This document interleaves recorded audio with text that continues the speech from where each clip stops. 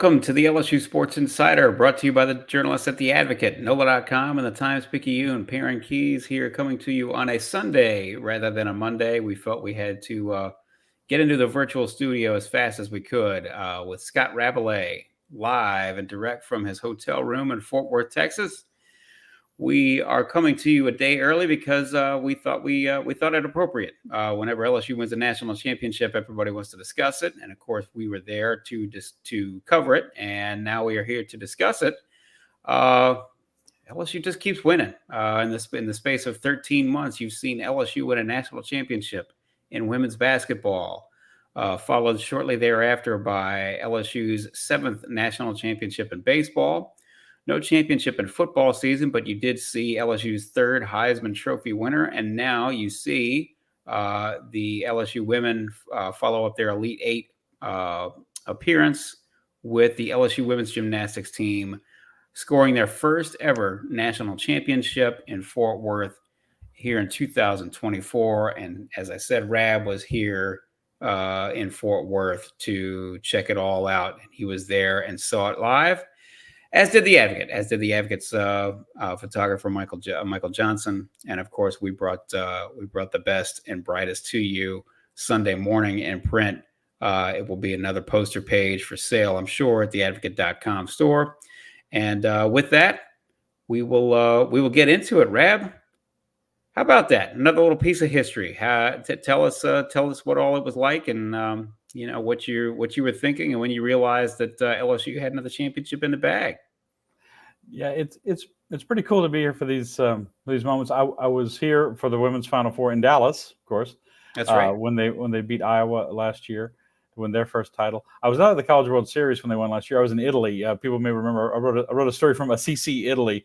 We were there on a choir tour with St. Joseph's Academy and Catholic High, and but we watched it in the middle of the night there. So that was fun to write that story. But I was here for this in Fort Worth, and I covered gymnastics for a long time. And I remember back in college, I worked in the sports information office at LSU, and I remember those are the days of just a very, very small attendance for the program, and they built up over the years and had their close calls, and now they finally break through in this the 50th season of the program. It started in 1975, and it's they were deserving. They were the team.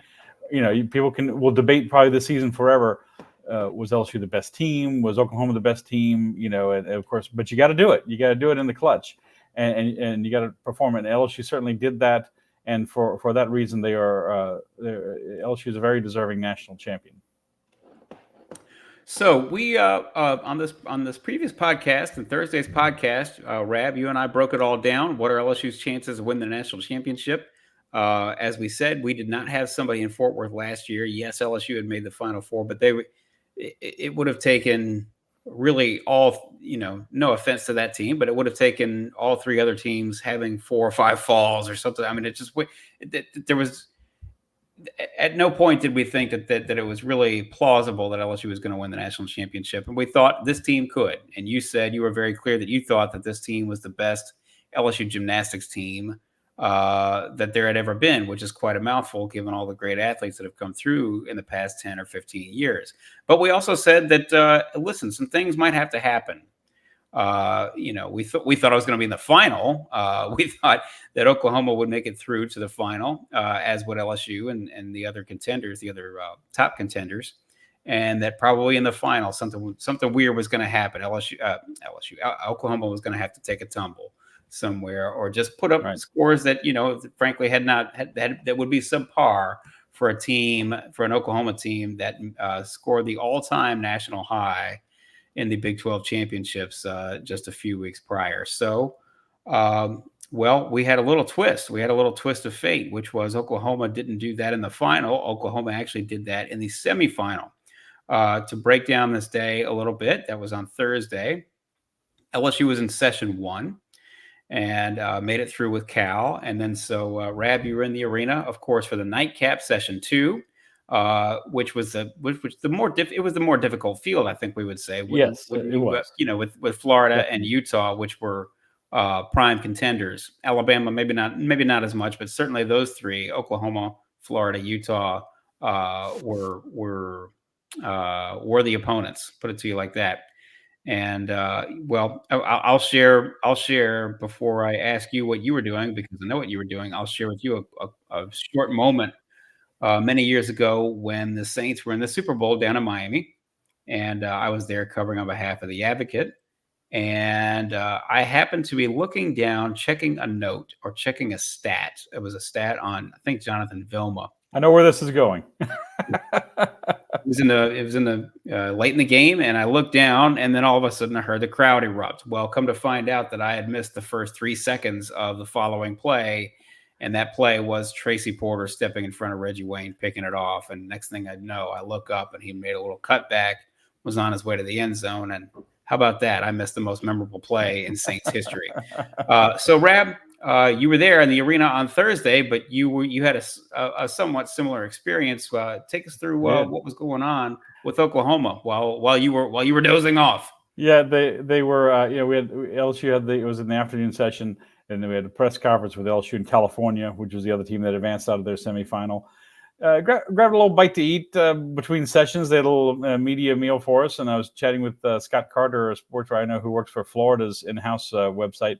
And then it's like, I gotta type in the scores. I didn't have time. We did do a quick story for online, then we come back and do flesh things out for print, and then for online again. And that includes typing up the scores, which take a few minutes. You got to go back and forth, and look at this screen and type in and look at the back and forth. And so I'm doing that, and I'm really concentrating because I got to get these scores in to the desk. And I hear cheering, during as the second session starts. But I'm thinking, and there's 3 red teams out there. There's Oklahoma, Utah, and Alabama. So I see a flash of red, and I see red fans cheering. I figure, Oklahoma's doing their thing. But I finally look up, and they have a 48-325 or whatever they had on beam. And for those who aren't big gymnastics fans, max score you can get is a 50.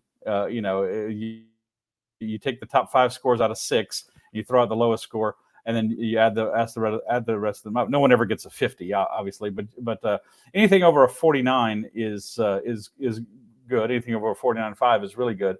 Anything 48 something or below, especially at this level, the national championship level, is not good. And that's what Oklahoma had. And not only it was a bad score for anybody at this level. For Oklahoma, they were undefeated this year. They had to count 2 falls on vault. They had three fell altogether. They threw 1 out.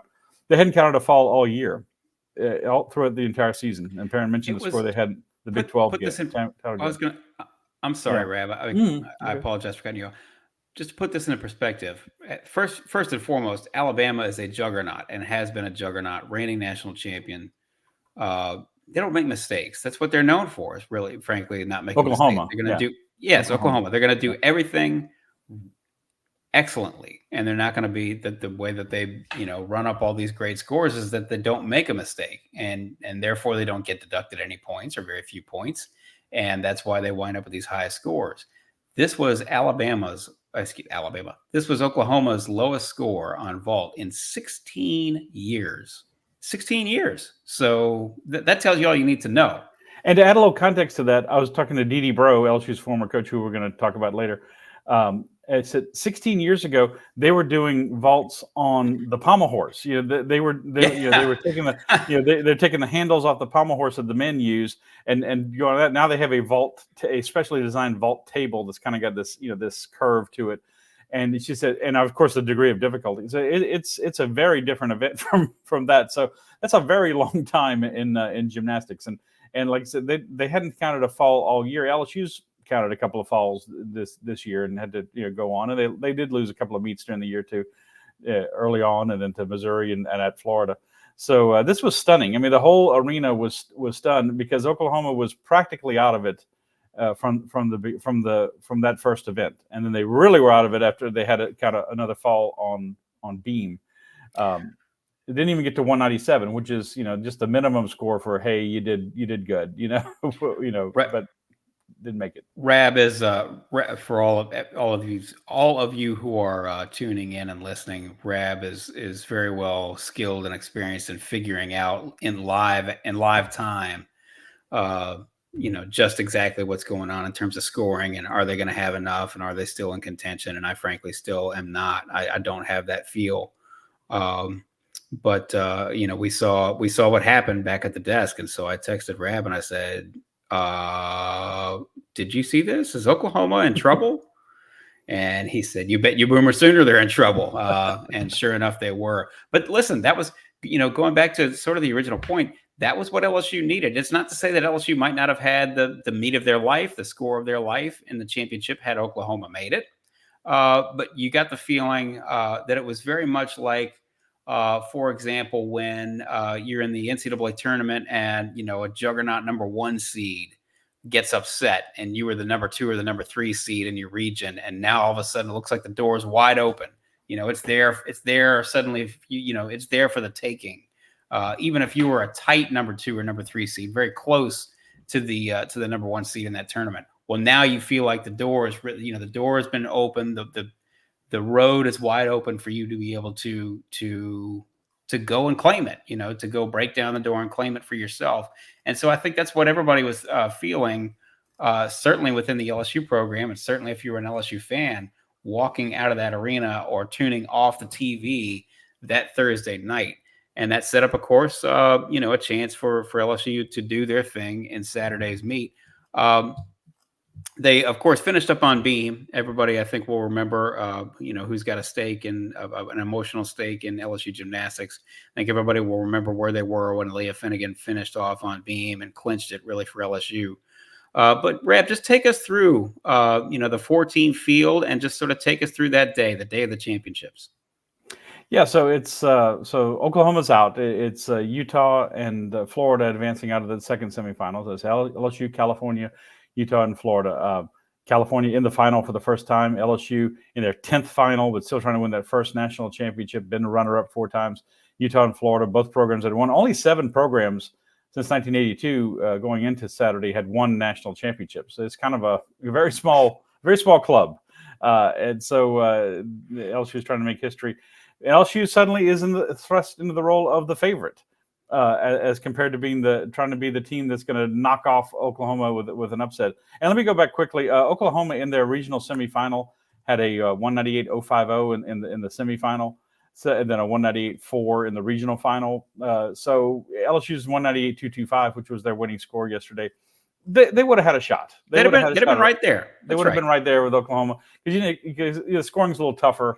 And the pressure is obviously much higher when you get to the nationals. But anyway, that's the 4 teams, and it was a very similar spot for LSU gymnastics that it was for the women's basketball team here in Dallas last year. That was of course Iowa knocking off undefeated South Carolina in the semifinal, while LSU beat Virginia. Yeah, that's right. And then LSU's the favorite over Iowa, and they won as the favorite. So it's different from being the team you're expecting to be having to pull an upset to. We're the ones that are expected to win now. Not that Florida and Cal and Utah weren't good; they were all top 5 teams from the top 5 seeds, and so they're all very highly respected teams.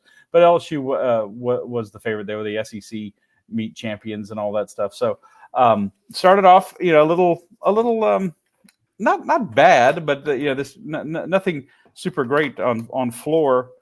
Floor was good. They just had a 49.6125, then a 49.4 on vault, and a 49.450 on uneven bars, and that put them just a fraction behind Utah going into the final rotation. And LSU's finishing on beam, and Utah's finishing on vault. Well, beam is the most unpredictable event. It's the most things can go wrong. It's you're 4 feet off the ground on a 4-inch wide beam, and it's you got to hit all the routines, and you got to stick the dismount. It's very difficult, but LSU really nailed it.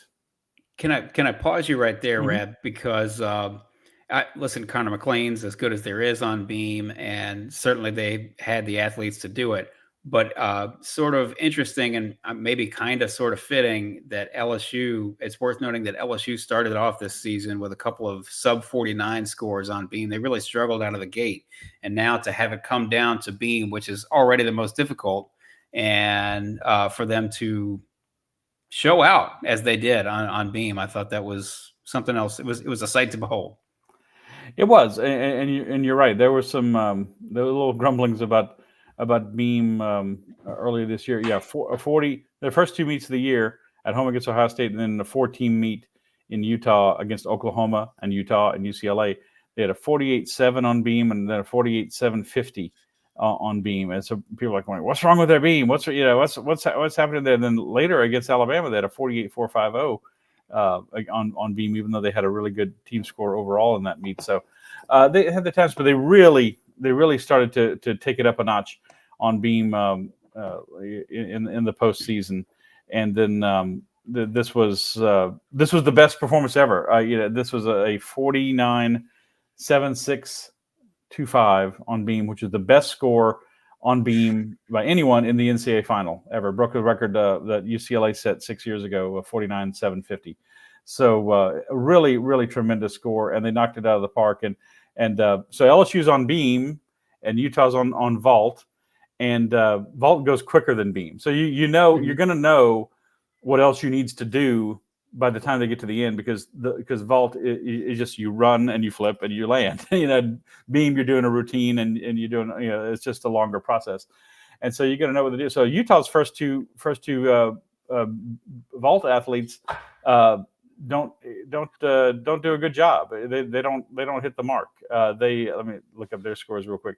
Their first two vaulters got like a 9.2875 and a 9.675, so they have to count the 9.675, which is not a good score.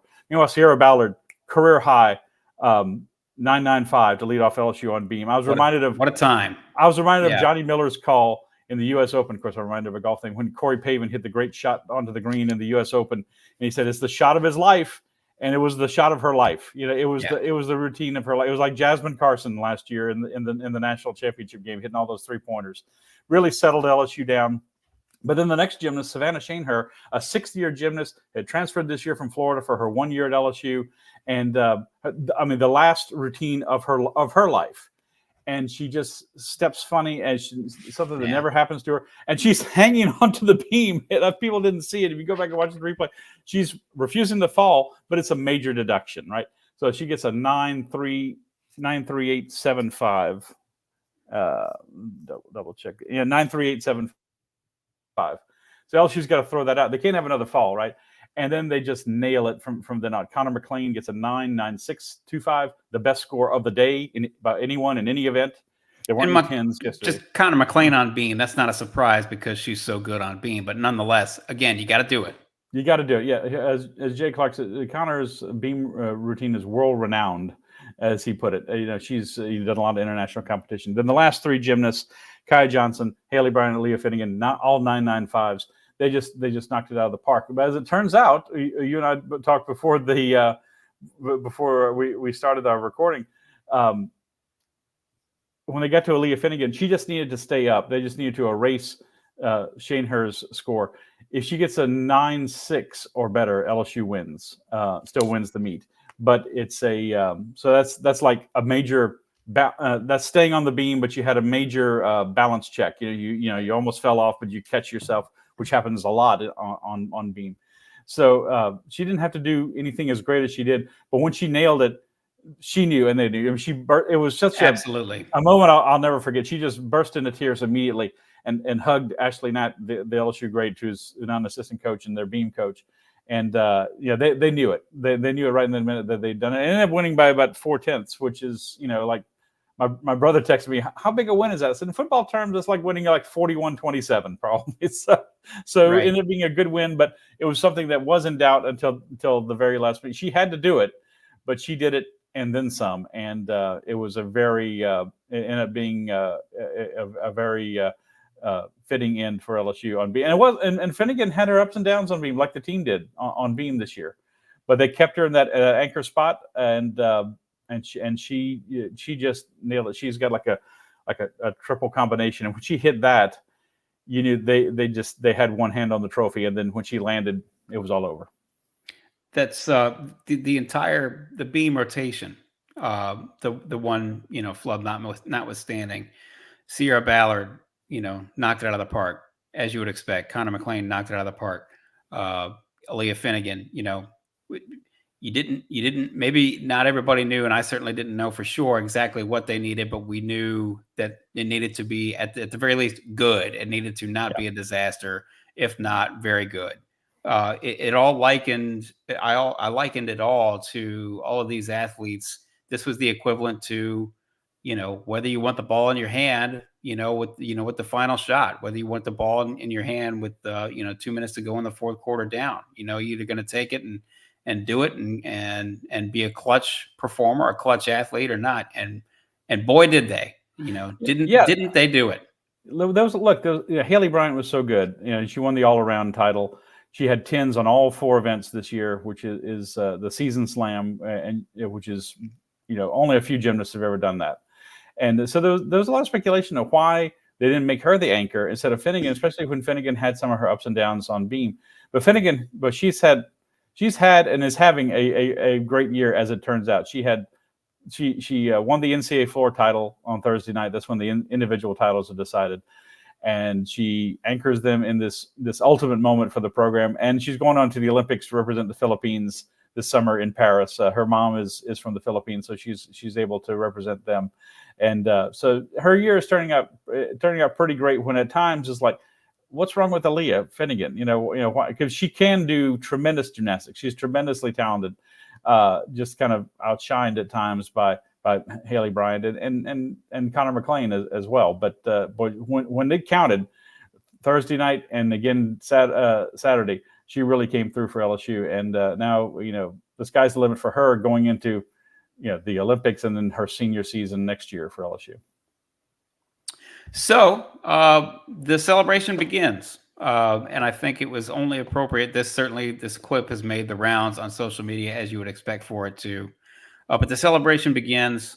Confetti falls. They get their trophy. They get their Advocate Championship posters, which they proudly hold up. But before the celebration begins, Jay Clark, who's now, of course, in charge by himself of the LSU gymnastics program, he made it a point we're not going to get this party started before D-D Breaux gets up on the podium with us. D-D Breaux, the pride of Donaldsonville, Louisiana, started the program, did a lot with a little for years and years and years and years. And now, of course, the LSU gymnastics program, it already was a juggernaut. It was just missing the national championship. It's the only thing that was really missing from the program, because now, of course, as we know, that the athletes are international superstars and world renowned, and they have one of the best facilities, one of the best gymnastics facilities in all the world. Probably the best. But none of this could have been done without D-D, who fought her way through and almost literally fought her way through some very, very lean years at LSU. Rab, I was just hoping that you could reflect on somebody who you know very well, D-D Breaux. Yeah, I was Jay Clark in the post-game press conference as well, post-meet press conference. He gave a lot of credit to D-D for bringing him on. Jay was a longtime assistant at Georgia when they were really on top of the gymnastics world. He became the head coach when Suzanne Yokelin retired. He was fired there because kind of like Smoke Laval following Skip Bertman at LSU in baseball. Did okay, but didn't do great. And so he was fired, and they've still been searching to get that back at Georgia. Just fired their coach again. But she brought Jay in, and he said she brought me in not as a subordinate, but as a partner, and to trying to elevate the program. They'd been good at LSU gymnastics, been very good at times, but not great. And then they started going to the what was then the Super Six, and now it's the Final Four, the four on the floor, whatever they call it. And this is LSU's 10th appearance in that. They'd never broken through, and so they started breaking through, and then they won some SEC championships, and were runner-up 4 times between 2014 and 2019 in the finals. And she retired after the 2020 season. And this was she and Jay were co-head coaches, and he became the coach. But to go back to what you said about D-D Breaux, D-D is one of those people like Kim Mulkey, like Sue Gunter in women's basketball, a pioneer of the sport. She was in the sport before it was a sport, And I mean, really one of those great Title IX pioneers. She really was. By that I mean she was coaching before NCAA. The NCAA is only sanctioned women's athletics since 1982. That's kind of hard to believe looking back there. So before that, it was the AIAW, and that was a whole separate organization for women's sports. And and that's why some of the records, like Lynette Woodard's scoring record at Kansas, that Caitlin Clark passed her on the way to the scoring record. That's not an NCAA record. Her points, her scoring is not even recognized by the NCAA. Kim Mulkey at La Tech won the last AIAW national title in 1981 and the first NCAA title in 1982. And so the AIAW title doesn't count to the NCAA. So there's a lot of examples of that. And D-D Breaux was the coach going back to the late 70s when it was that. And they competed in the PMAC. At times they competed in the field house because they drew such little fans. And the program, struggled to survive. She tells this story of they just put all the gymnastic equipment in a corner of the field house, and the athletic director at the time, I think it was Paul Dietzel, called her and the men's gymnastics coach Armando Vega over to his office and said, "You guys fight it out and see who's going to come out on top." And she said he looks at Armando Vega and goes, "My money's on her." and so I've never heard that story. Yeah, it was like, yeah, that was a good bet by Paul Dietzel. And then the men's program does get cut eventually, along with wrestling under Bob Broadhead in the early 80s. And she said one day she got a call from Broadhead. She was called over to the athletic director's office.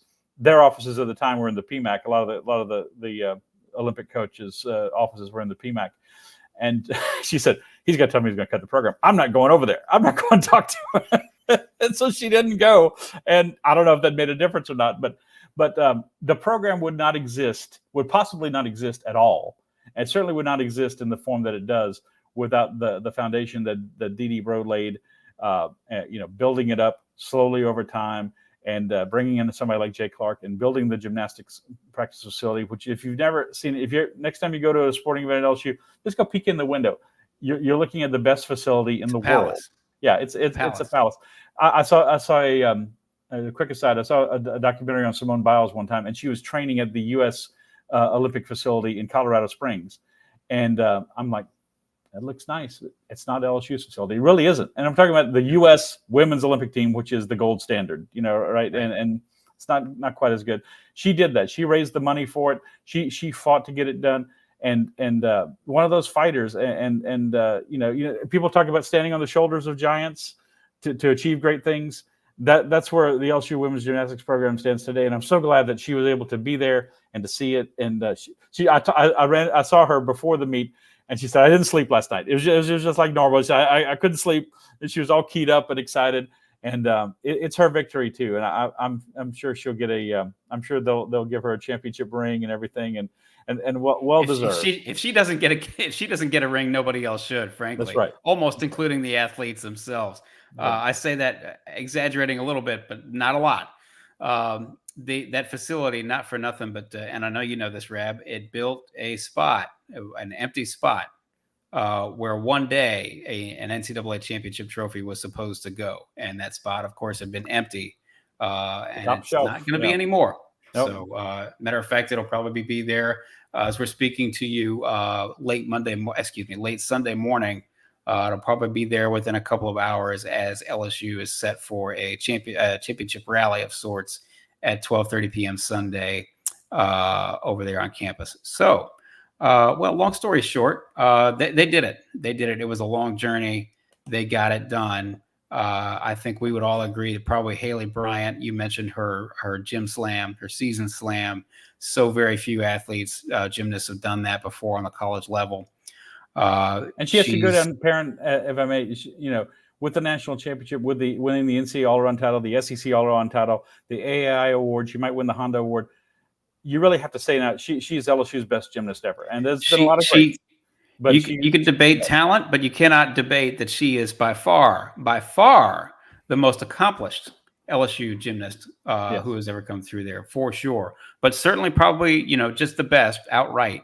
And you and I were talking before, and this is a topic that we've discussed, more than one occasion here in the last 2 or 3 years.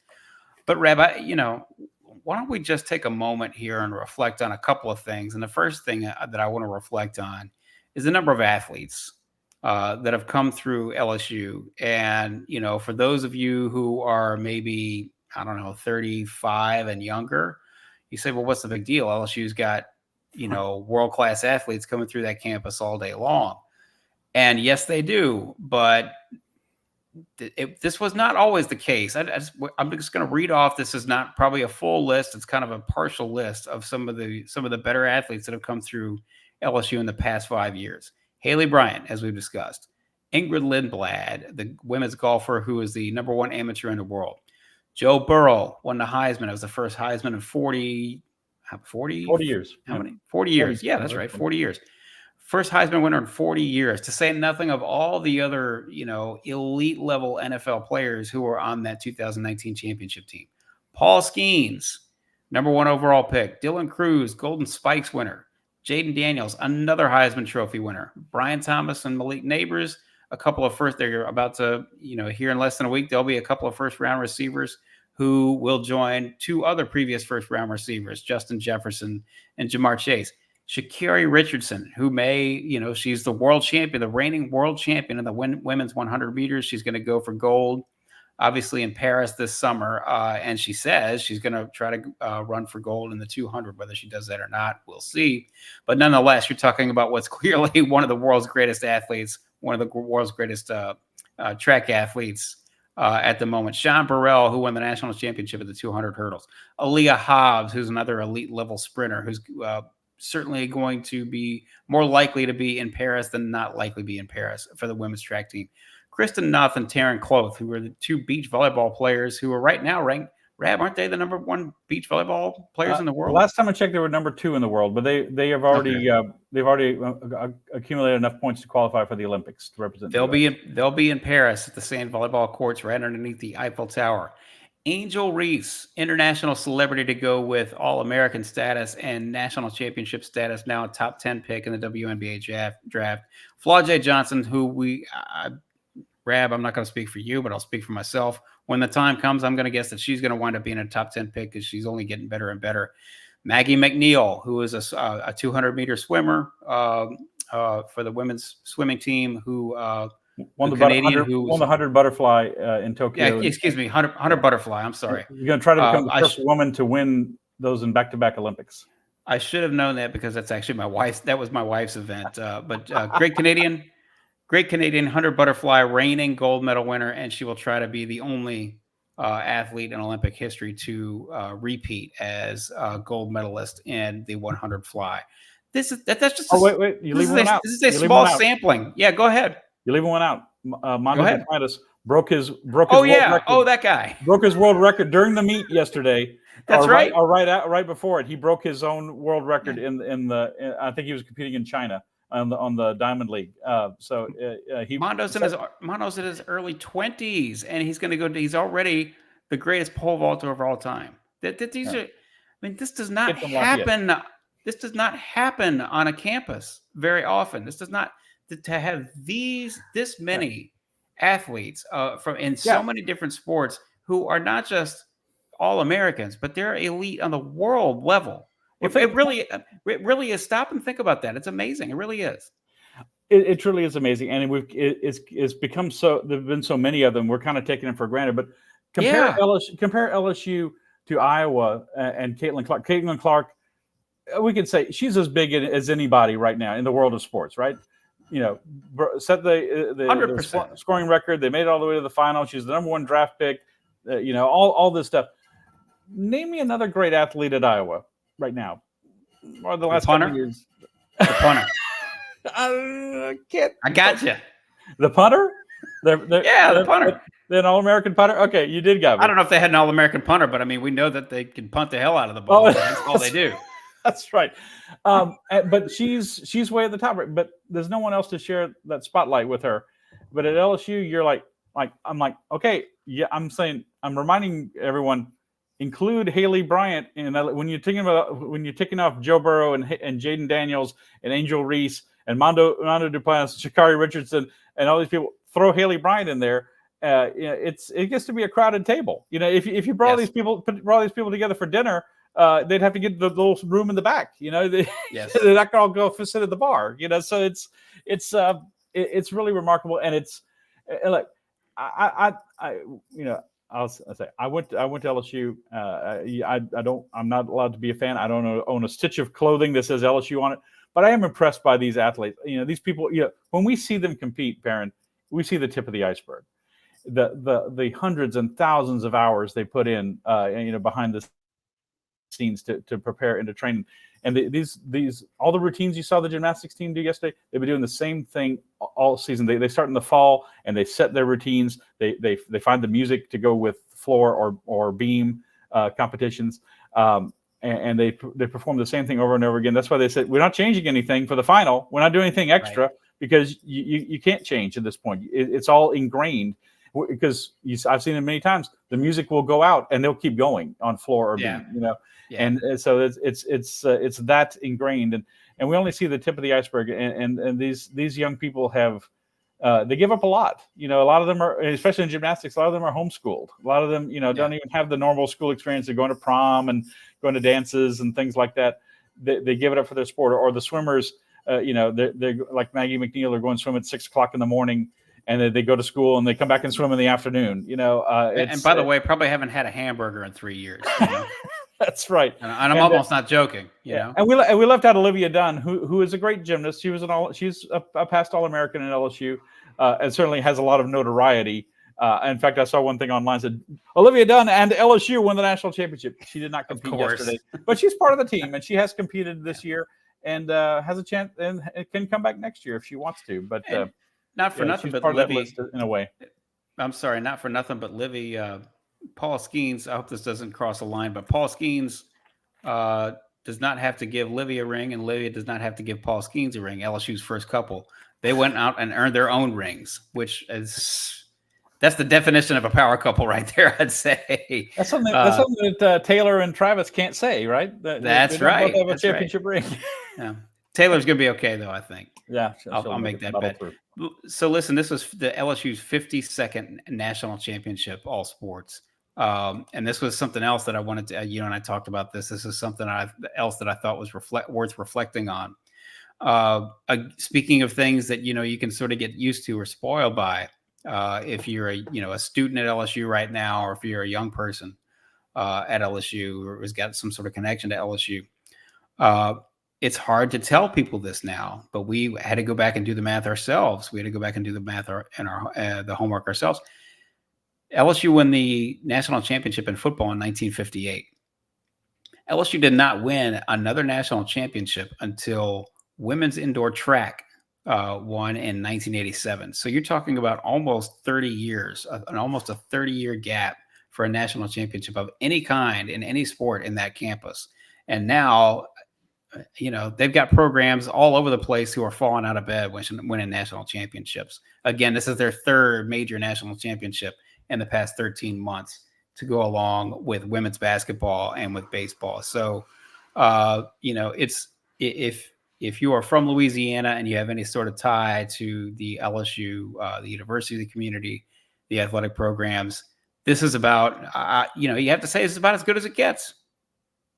Yeah, it does. And I mentioned Bob Broadhead earlier, and I think this commitment to having an all-around excellent athletic program started with him in the early 1980s. He said, interesting. He said, let's be good. They brought him in. He was working for the Miami Dolphins, and they brought him in to be the athletic director to replace Paul Dietzel. And he said, let's be good at everything. Now, he got a couple of programs like wrestling and men's gymnastics, but he was a slightly controversial figure to begin with. Slightly controversial, but like the line in one of the Star Trek movies, only Nixon could go to China, and only Bob Broadhead could have the vision to say, let's not just be good in football, let's be good in men's basketball and women's basketball and track and field and swimming and all these sports. And in the last few years, obviously, a national championship in football. They won in the last 10 years. They won in men's golf. They've won a couple of track titles. I think the women's track team is number one right now. Beach volleyball has been a national contender. Softball has been a national contender, a top 10 team right now. And now, just like you said, 3 national titles in 3 different sports in the last 13 months. Something that not many programs can say. And this is all from a school in a state. And I can say this because I'm from Louisiana, where we rank last or near last in a lot of things. Just imagine if we were half as good as a state as LSU has been in athletics in the last few years, we'd be doing pretty great. But I actually, yeah, if I can get semi serious for a moment, I did have that thought. I've had that thought several times over the past, really the last, I don't know, 16, 18 months. Just, it makes you, why don't we think we could be as good at everything else as we are at this? We certainly believe we've got the people and the will and the want to be as good as anybody in the nation, anybody in the world at certain things. And one day, Rab, maybe hopefully before you and I are dead, we can see that Louisiana sort of make good on all that potential in other areas too. But I'm sorry, go ahead. yeah, we're great at food, and we're great at festivals and things like that. But we can be a lot better. And look, and it's not just LSU. I mean, you can point to UL's had a great softball tradition over the years, and there's been other programs in the state. Yeah, obviously Louisiana Tech in their day in women's basketball was the gold standard and everything. There are shining examples out there if people want to follow. And is sports as important as dealing with illiteracy or childhood obesity or environmental issues? No, but there are examples of what we can do as a state, what people in the state can do if they put their minds to it. And at LSU, they've built something that is one of the best things in Louisiana, and you have to give them all credit and give Scott Woodward, the latest athletic director, the credit. He went out there and hired Brian Kelly, and he went out there and hired Kim Mulkey. He went out there and hired Jay Johnson. I know baseball's struggling at the moment, but I think he's a very good coach. Matt McMahon, you got to give him some time. And he's the one who said he picked Jay Clark to say, okay, lead this gymnastics program, and you can see the results of it today. And if I may look ahead to next year for a little bit, people always wondering what's next. Please do. Gymnastics. Yep. Don't know what her plans are. Haleigh Bryant can come back. I hear conflicting reports about this. Now maybe winning a national championship makes her think I'm going out on top, but she can come back next year. Olivia Dunn can come back. Alana Shenikova, who was out with an injury all year long, who's been an all-arounder in the past, she's expected to come back for 2025. Connor McLean, Aleah Finnegan will definitely be back next year. Amari Drayton, the freshman, and they're bringing in another really great freshman class. Two names that you will know are Zoe Miller and Kalia Lincoln, who have a shot to go to the Olympic trials for gymnastics in June, and Connor McLean's got a shot to go there as well. But they've got another, and those are just a couple of headliners on another great recruiting class for LSU. I was reminded of this last night. Jay Clark told me privately, if I'm going to share it because they won now, he told me in the offseason, if I don't win a national title in the next few years, they should run me off. He did. And well, he's not going to get run off, sounds like. No, that's right. Because not just this year, but actually, kind of betting on this year looked like a really good team, and it turned out to be their best, obviously. But next year's team, especially if you can get Haleigh Bryant to come back for one more year, has the potential to be even better. And that's pretty remarkable to say. But the future's in good hands in terms of talent for LSU gymnastics. Future's in very good hands. It's pretty impressive. We suspected that this may be coming, but we obviously weren't sure. Nobody's going to be sure that something like this is going to happen until it happens. And LSU had to go out and do it. And LSU, by golly, they did it. Rabbit, is there anything as we sort of close out? Is there anything else that you think that we'd be remiss in not touching, other than just quite an interesting weekend, and really has been quite an interesting month, starting with the LSU women in the Elite Eight. It's another wild year at LSU, and it's been another mostly very, very successful year on the LSU campus. What with baseball and softball yet to come, we'll see how they get to finish it out. But, any other thoughts? Track and field, beach volleyball, as you mentioned. There's a few seasons left to go, but obviously this one seems like is something that's going to reach a climax. When you have April, late March, early and into April is this climactic month for basketball and now gymnastics, and I don't know. I would just say women's athletics in general has come such a long way at LSU and nationally, of course, but when you sit back and think about it, how much of LSU's notoriety and success is due to its female athletes, it's pretty remarkable. They've come a long way from having all their equipment tossed in a corner of the field house and having to perform in the field house or with a curtain drawn on one side of the arena because they couldn't draw enough fans, or having to give away basketball tickets in front of the Winn-Dixie or something like that. It's a pretty golden age for LSU athletics. And I know a lot of people, it's all football and obviously that's what drives the train. And we'll see what they can do this year in football in a season where the college football playoffs is expanding to 12, and that's going to be the new standard of did you have a good season or did you not? And we'll be talking plenty about that as it comes up. But if you're an LSU fan, you can't feel anything but proud and should. And these young ladies deserve their respect because they are some tough athletes. They perform, as we discussed. Yes. Yeah. With something's hurting everybody by the time you get to this point in the season, if you get this far. And but they're feeling pretty good right now. And I can't be a fan, but I'm happy for them because they're a good group and they deserve everyone's respect and admiration and for a job well done. The celebration party will be at 12:30 p.m. Sunday, as we're recording this mid-morning on Sunday. Typically, of course, we are here on Mondays and Thursdays on the LSU Sports Insider. But again, as we said, we didn't think we could wait on this one. Everybody wanted to sort of hear and relive the gymnastics team national championship, and that's certainly understandable. But we are typically here on Monday and Thursday on the LSU Sports Insider. You can find us on all our social channels, but specifically the YouTube channel LSU Tigers on NOLA.com.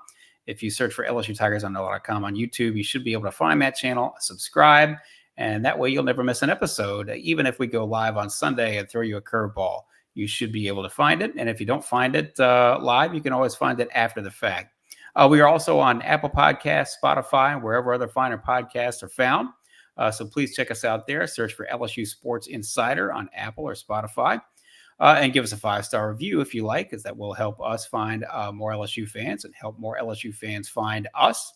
And of course, listen, support your local journalist. Rab is in Fort Worth for a reason. It's because the Advocate has always been the number one destination for all LSU sports coverage. And certainly if you're listening and tuning in, you know that already. So please subscribe, support your local journalists. We cover LSU like no other. Go to theadvocate.com/subscribe. And if you are subscribed to our LSU newsletter, you would have gotten the flash in your inbox yesterday afternoon that we sent out at about 5 o'clock. If you're running around on a Saturday and you weren't in front of a TV and you weren't able to pay attention to Gymnastics Live, you would have gotten a notification on your phone via email through our newsletter that LSU was a national champion yet again. So please subscribe to the LSU newsletter. To do that, you go to theadvocate.com/LSU newsletter. Rab, it's been a pleasure. You are road weary, I'm certain, and with the Zurich Classic yet to go this week, but that's a little bit of an easier haul back and forth from Baton Rouge to Avondale. So I'm sure you'll be happy to get off the road, and get a good night's sleep. Getting on the road first, but then getting off. Yeah. Yes, and so I'll be waiting patiently on the 2-taco combo from Taco Cabana, torn chicken, salsa verde, and if you could bring home those nachos and figure out a way to keep them fresh, that'd be fantastic. So for Scott Rabalais, this has been for Scott Rabalais, I'm Perryn Keys. This has been the LSU Sports Insider.